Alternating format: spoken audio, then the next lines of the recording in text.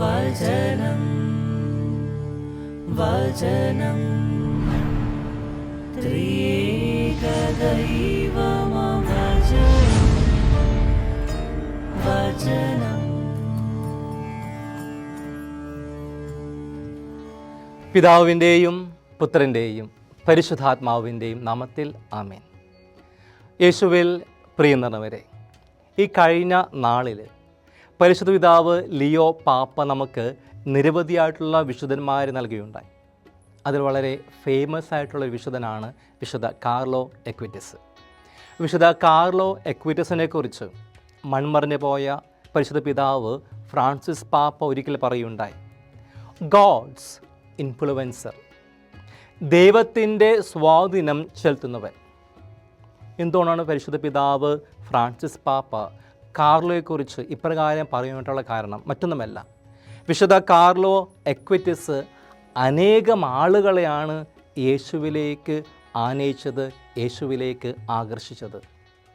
വിശുദ്ധ കാർലോ എക്വിറ്റസിൻ്റെ ജീവിതം പരിശോധിക്കുമ്പോൾ മനസ്സിലാക്കുവാൻ സാധിക്കും. വിശുദ്ധ കാർലോ എക്വിറ്റസ് ജനിച്ചത് ലണ്ടനിലാണ്. പിന്നീട് വളർന്നതെല്ലാം ഇറ്റലിയിലാണ്. വെറും 15 വയസ്സ് മാത്രം പ്രായമുള്ള ബാലൻ ക്യാൻസർ രോഗം മൂലം മരണമടഞ്ഞു. വിശുദ്ധ കാർലോ എക്വിറ്റസ് എന്നും വിശുദ്ധ കുർബാനയിൽ പങ്കെടുക്കുമായിരുന്നു. എന്നും വിശുദ്ധ കാർലോ എക്വിറ്റസ് ജപമാല ചൊല്ലുമായിരുന്നു. വിശുദ്ധ കുർബാനയ്ക്ക് മുൻപ് അല്ലെങ്കിൽ ശേഷം എന്നും അരമണിക്കൂർ ദിവ്യകാരുണ്യ സന്നിധിയിൽ ചെലവഴിക്കുമായിരുന്നു. അങ്ങനെ വിശുദ്ധ കുർബാനയെ സ്നേഹിച്ച ഒരു ബാലൻ. കാർലോ എക്വിറ്റസിൻ്റെ മാതാപിതാക്കൾ വലിയ വിശ്വാസമൊന്നുമായിരുന്നില്ല. ക്രിസ്മസിനും ഈസ്റ്ററും ഒക്കെ പള്ളിയിൽ പോകുന്ന ആൾക്കാരായിരുന്നു. പക്ഷേ കാർലോ എക്വിറ്റസിൻ്റെ ജീവിതം കണ്ടിട്ട് കാർലോ എക്വിറ്റസിൻ്റെ അമ്മയും എന്നും വിശുദ്ധ കുർബാനയിൽ പങ്കെടുക്കുവാൻ തുടങ്ങി, എന്നും ജപമാല ചൊല്ലുവാനായിട്ട് തുടങ്ങി. വിശുദ്ധ കാർലോ എക്വിറ്റസ് തനിക്ക് ലഭിച്ചിരുന്ന പോക്കറ്റ് മണിയെല്ലാം ഉപയോഗിച്ച് അനേകം ആളുകളെ സഹായിച്ചിരുന്നു. കാർലോ എക്വിറ്റസിൻ്റെ മൃതസംസ്കാര വേളയിൽ അമ്മ പറയുകയാണ്, അവർക്ക് പരിചയമില്ലാത്ത നിരവധി ആളുകളാണ് ഇതിൽ പങ്കെടുത്തത്. അവരെല്ലാവരും തന്നെ വിശുദ്ധ കാർലോ എക്വിറ്റസ് സഹായിച്ചവരായിരുന്നു. വിശുദ്ധ കാർലോ എക്വിറ്റസിൻ്റെ ജീവിതം കണ്ടിട്ട് വിശുദ്ധ കാർലോ എക്വിറ്റസിൻ്റെ വീട്ടിലെ ജോലിക്കാരൻ ക്രൈസ്തവ വിശ്വാസത്തിലേക്ക് കടന്നു വന്നു.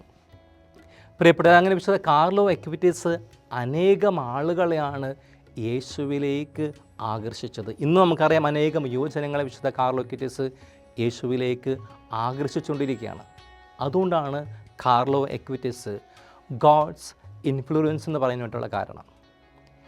നമുക്ക് മറ്റൊരു ഗോഡ്സ് ഇൻഫ്ലുവൻസ് ഉണ്ട്. അത് അമേരിക്കയിൽ നമുക്കറിയാം, അവിടെയുള്ള കോളേജ് ക്യാമ്പസുകളിൽ യുവജനങ്ങളെ യേശുവിലേക്കും ക്രൈസ്തവ മൂല്യങ്ങളിലേക്കും ആകർഷിച്ചൊരു വ്യക്തിയാണ് ചാർലി കിർക്ക്.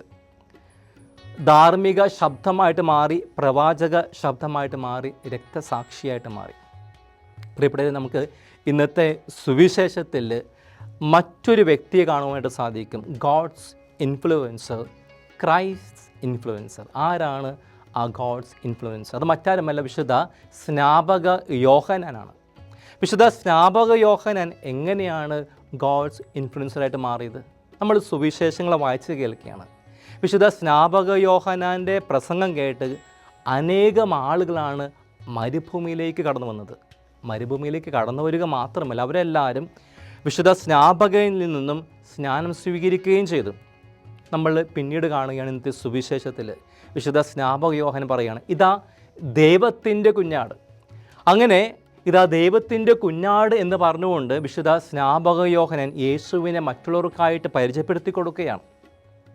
പിന്നീട് നമ്മൾ കാണുകയാണ് ഈ സുവിശേഷത്തിൻ്റെ അവസാന ഭാഗത്ത് തുടർന്ന് നമ്മൾ 35-ാം വചനത്തിൽ കാണുന്നു, സ്നാപക യോഹന്നാൻ്റെ ഈ വാക്കുകൾ കേട്ടിട്ട് സ്നാപക യോഹന്നാൻ്റെ 2 ശിഷ്യന്മാർ യേശുവിനെ അനുഗമിക്കുകയാണ്. നമ്മൾ വീണ്ടും കാണുകയാണ് യോഹന്നാൻ്റെ സുവിശേഷം 3-ാം അധ്യായത്തിൽ 26-ാമത്തെ വചനത്തിൽ. അവിടെ നമ്മൾ കണ്ടുമുട്ടുക, വിശുദ്ധ സ്നാപക യോഹന്നാൻ ശിഷ്യന്മാർ വന്നിട്ട് പറയുകയാണ്, ഗുരു, അങ്ങിൽ നിന്ന് സ്നാനം സ്വീകരിച്ചു അതാ ജോർദാൻ്റെ അക്കരെ അനേകം ആളുകൾക്ക് സ്നാനം കൊടുക്കുകയും അനേകം ആളുകൾ അതാ യേശുവിലേക്ക് പോവുകയാണ്. ഇതിനെല്ലാം കാരണം വിശുദ്ധ സ്നാപക യോഹന്നാൻ ഒരു ഗോഡ്സ് ഇൻഫ്ലുവൻസർ, ക്രൈസ്റ്റ് ഇൻഫ്ലുവൻസറായിട്ട് മാറിയതുകൊണ്ട് മാത്രമാണ്. പ്രിയപ്പെട്ടവരെ, നമുക്ക് വിശുദ്ധ ബൈബിളിൽ അനേകം വ്യക്തികൾ അങ്ങനെ കാണുവാനായിട്ട് സാധിക്കും. ദൈവത്തിൻ്റെ സ്വാധീനം ചെലുത്തിയവർ അനേകം വിശുദ്ധന്മാരുമുണ്ട്. വിശുദ്ധ ഇഗ്നേഷ്യസ് ലയോളയുടെ ഒരു ചോദ്യമാണ് വിശുദ്ധ ഫ്രാൻസിസ് സേവറെ മാനസാന്തരത്തിലേക്ക് നയിച്ചത്. നീ ലോകം മുഴുവൻ നേടിയാലും നിൻ്റെ ആത്മാവ് നഷ്ടപ്പെടാൻ എന്ത് പ്രയോജനം? ആ ചോദ്യത്തിന് മുൻപിൽ വിശുദ്ധ ഫ്രാൻസിസ് സേവർ മാനസാന്തരപ്പെട്ടു. അങ്ങനെ വിശുദ്ധ ഫ്രാൻസിസ് സേവറെ കർത്താവിന് വേണ്ടിയിട്ട് ആകർഷിക്കുവാനായിട്ട് വിശുദ്ധ ഇഗ്നേഷ്യസ് ലോയോളയ്ക്ക് സാധിച്ചു. ആ ഫ്രാൻസിസ് സേവർ ആകട്ടെ നമ്മൾ പിന്നീട് കാണുകയാണ് ലോകം കണ്ട മറ്റൊരു വലിയ പ്രേക്ഷിതനായിട്ട് മാറുകയാണ്. വിശുദ്ധ പൗലോസ് അപ്പോസ്തലൻ കഴിഞ്ഞാൽ ഏറ്റവും കൂടുതൽ വലിയൊരു പ്രേക്ഷിത നടത്തിയത് വിശുദ്ധ ഫ്രാൻസിസ് സേവറാണ്. നമുക്കറിയാം ഇന്ത്യയുടെ ഭാരതത്തിൻ്റെ രണ്ടാമത്തെ അപ്പോസ്തലനാണ് വിശുദ്ധ ഫ്രാൻസിസ് സേവർ. നമ്മൾ പിന്നീട് കാണുകയാണ്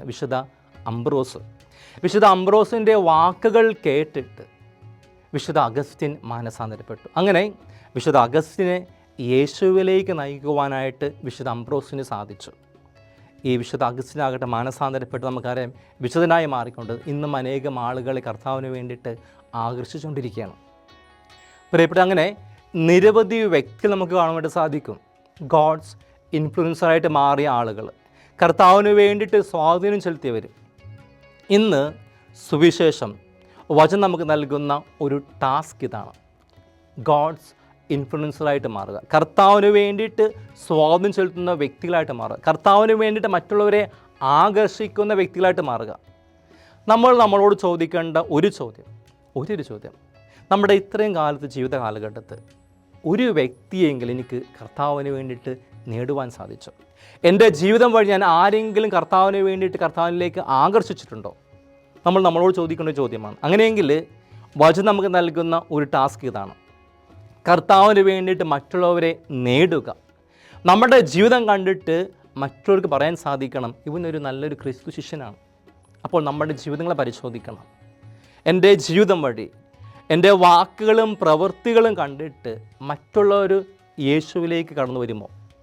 ദൈവം നമുക്ക് നൽകുന്ന ടാസ്ക് മറ്റൊന്നുമല്ല, മറ്റുള്ളവരെ യേശുവിലേക്ക് ആകർഷിക്കുന്ന ഗോഡ്സ് ഇൻഫ്ലുവൻസറായിട്ട് മാറുക, കർത്താവിന് വേണ്ടി മറ്റുള്ളവരെ നേടുന്ന വ്യക്തികളായിട്ട് മാറുക.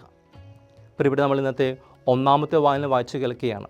അവിടെ പറയുന്നത് ലോകത്തിൻ്റെ പ്രകാശമായിട്ട് മാറുവാനായിട്ടുള്ളൊരു ആഹ്വാനമാണ്. അവിടെയും ദൈവം നമുക്ക് നൽകുന്ന ദൗത്യം ഇതൊക്കെ തന്നെയാണ്: മറ്റുള്ളവർക്ക് നന്മ ചെയ്യുന്ന വ്യക്തികളായിട്ട് മാറുക, മറ്റുള്ളവർക്ക് നന്മ ചെയ്തുകൊണ്ട് മറ്റുള്ളവരിലേക്ക് ആകർഷിക്കുവാനും നമ്മുടെ ജീവിതം കണ്ടിട്ട് മറ്റുള്ളവർ ദൈവത്തിലേക്ക് കടന്നുവരാൻ സാധിക്കണം. ഈ വ്യക്തികളെല്ലാം തന്നെ ഗോഡ്സ് ഇൻഫ്ലുവൻസറായിട്ട് മാറുള്ള ഒരേ ഒരു കാരണം, അവർ യേശുവുമായിട്ട് ആഴമായിട്ടുള്ള ഒരു ഹൃദയ ഐക്യം, ഒരു വ്യക്തിപരമായിട്ടുള്ള ബന്ധം സ്ഥാപിക്കുവാൻ അവർക്കെല്ലാവർക്കും സാധിച്ചു. അതുകൊണ്ട് തന്നെയാണ് അവർക്ക് യേശുവിലേക്ക് മറ്റുള്ളവരെ ആകർഷിക്കുവാനായിട്ട് സാധിച്ചത്. നമുക്കുള്ള രണ്ടാമത്തെ ടാസ്ക് ഇതാണ്: യേശുവുമായിട്ട് ആഴമായിട്ടുള്ള ഒരു ഹൃദയ ഐക്യം, ഒരു വ്യക്തിപരമായിട്ടുള്ളൊരു ബന്ധം സ്ഥാപിക്കുക. പ്രിയപ്പെട്ടവരെ, ദൈവമായിട്ട് ആഴമായിട്ടുള്ള ഒരു ഹൃദയ ഐക്യം സ്ഥാപിക്കുവാനായിട്ട് നമുക്ക് സാധിച്ചിട്ടുണ്ടോ? വചനം നമ്മളെ ക്ഷണിക്കുകയാണ്. ദൈവമായിട്ട് ആഴമായിട്ടുള്ള ഒരു ഹൃദയ ഐക്യം, ഒരു വ്യക്തിപരമായിട്ടുള്ള ബന്ധം സ്ഥാപിക്കുവാനായിട്ട് ഈ ആഴ്ചത്തെ സുവിശേഷം, ഈ ആഴ്ചത്തെ വചനം നമ്മളെ പ്രത്യേകമായിട്ട് നമ്മളെ ക്ഷണിക്കുകയാണ്. കർത്താവിന് വേണ്ടിയിട്ട് സ്വാധീനം ചെലുത്തുന്ന വ്യക്തികളായിട്ട് മാറാൻ, ടു ബി ഗോഡ്സ് ഇൻഫ്ലുവൻസർ. രണ്ടാമതായിട്ട് ന്യൂജൻ ഭാഷയിൽ പറയുകയാണെങ്കിൽ കർത്താവിൻ്റെ ചങ്കായിട്ട് മാറുവാൻ. അതുകൊണ്ട് ദൈവം നമ്മളെ എല്ലാവരെയും അനുഗ്രഹിക്കട്ടെ.